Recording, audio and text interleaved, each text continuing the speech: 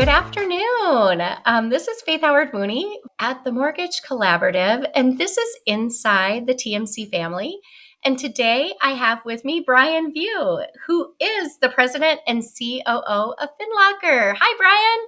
Hey, Faith. Looking forward to this. Take it easy on me. I will try. I will give you the same consideration that I give everyone else. How about Perfect. that? I'll take it. All right, we've got 5. We're going to get to know Brian a little bit better today. And a lot of us know Brian and see him out there all the time in video, but these are like personal things that I know. I've known you for quite a while and I don't know these things about you. So let's get going. Brian, what was your first job ever? Oh, man. First job ever. I think I was maybe 10 years old, and we lived on some acreage, 5 acres or so. And the property that was behind our property was a pig farmer. And Okay. so I would go once a week, usually on Saturdays, and spend 2 hours cleaning out the pigsties, which was, Oh, no good. yeah. It's like I always say that those first jobs, they either teach you what you want to be and do for the rest of your life, or they motivate you to like move in to do something else. So Yeah, I where think was I did it for like 3 months, and then figured out, how to go deliver papers or something else like that. yeah. So where was this farm? I'm going to go off script here a little bit. Where did you grow up? Oxford, Michigan. Oxford, So Michigan. north of Detroit, 60 or so miles. Okay. I was a farm girl too. Didn't like it either. Always said I was never going to be, didn't end up ever being. I'm the only one in Right. my Well, family that didn't go back. so I was, born in the city of Detroit, like Okay. in the city, and lived there through 5th grade. My mom remarried, and we went north out of the city, and you talk about culture shock, pretty wild. Yeah. Yep. I was one of those kids too. My mom always said I used to say that I wanted to live by Mickey's house. When are we moving to Mickey's house? Meaning Florida, because I Right was in on. the middle of Iowa where it was cold and I didn't want to be, even at 8 years old. Love that. Yeah. So, first job ever wasn't obviously anything related to mortgage. How did you end up in like a mortgage affiliate type of role? Yeah, so like everybody, I was carefully planning it all the way through my early high school days.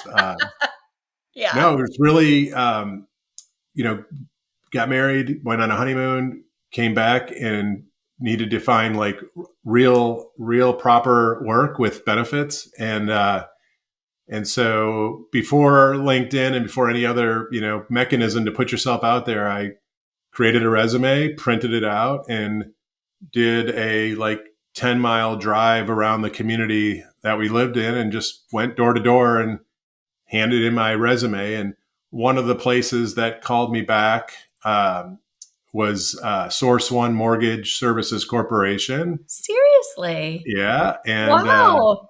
I had no idea who they were. I do remember driving by their building a lot. They were right off the expressway, and they had a big fireman's helmet, because before they rebranded, they were Fireman's Fund Oh, Mortgage gotcha. Services. And so they called me back. I went in for an interview, got a call back like that afternoon, and asking if I could start the next day. And that was 1991.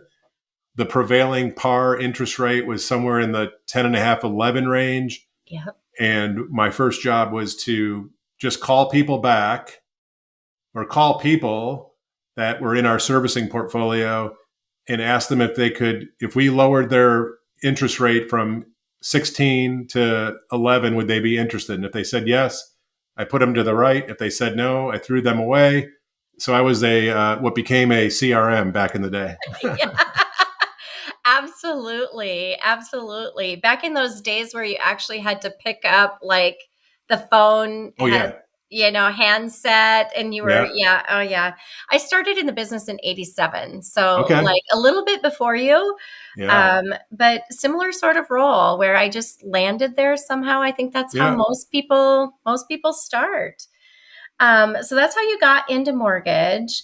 One thing that you wish, like in those early days, that would have been like really helpful for you now, if you were to give some advice to people coming in, one thing that maybe you wish you would have been told that you weren't told? Yeah, I think I wish I would have been more inquisitive, like early in my career. I didn't. I think back then we tended to, our job was our job, and the role was the role, and you kind of just did what you were told and stayed in your lane, so to speak. Mhm. And I wish I would have asked more questions. I wish I would have ventured out of my little department from time to time and went and explored the other areas of the company. I did that later in my career, but imagine how, imagine if you're 20 something today entering this business, and you could get a crash course on all things mortgage just by wandering around the office asking questions. I wish I'd have done that more intentionally. Yeah. I think that that is something of the air though that maybe is a little bit different. I hopefully a little bit different for people that are coming in now. I mean, people have take better control of their careers from the Yes. beginning, I think, than what used to happen Yeah. longer ago. I would agree with that completely, and I think that is just stellar advice for somebody that was maybe in similar shoes to what you were in back then. Um, if you weren't doing what you're doing today in the mortgage industry, what would we find you doing? Probably be a defensive coordinator for, a college football program. I did a little bit of high school football coaching and youth football coaching, and I always found myself going down the analytics path Okay, and just that makes sense. yeah, yeah. So I think I would love to be able to take what I've learned, over 30 plus years in mortgage banking and understanding data and trends, and apply that to something that would be super productive for society, coaching football. It is. It's a good release, right? It's a Right good on. year. I'm a Vikings. I mean, I'm in Vikings territory, so See that? We got you. We I got you, Georgia. know, I know, I know. I completely understand that. I completely understand that, but still a good year for us Yeah. nonetheless. You guys too. Um, so you have been with us for quite a period of time at Yeah. Finlocker. You are a great preferred partner in our network of people. Know a lot of people in the network, obviously. What's your favorite thing about being part of the TMC family? So there's obviously a lot, and a few that come to mind. One in particular is the events that are coordinated are always, I was a lender for my first 30 years Oh, in the industry, and now I'm the V word vendor. I hate that term. I we prefer, don't use that yeah, one. We don't I'm use a that one. partner, Yeah. now. And so what I appreciate around the TMC events is just the openness, the family feel, and everyone's kind of on equal footing, if you will. And so it's just very easy to have conversations. Yeah. And that's really all this business is about, is having as many productive conversations as possible, finding those opportunities to partner together.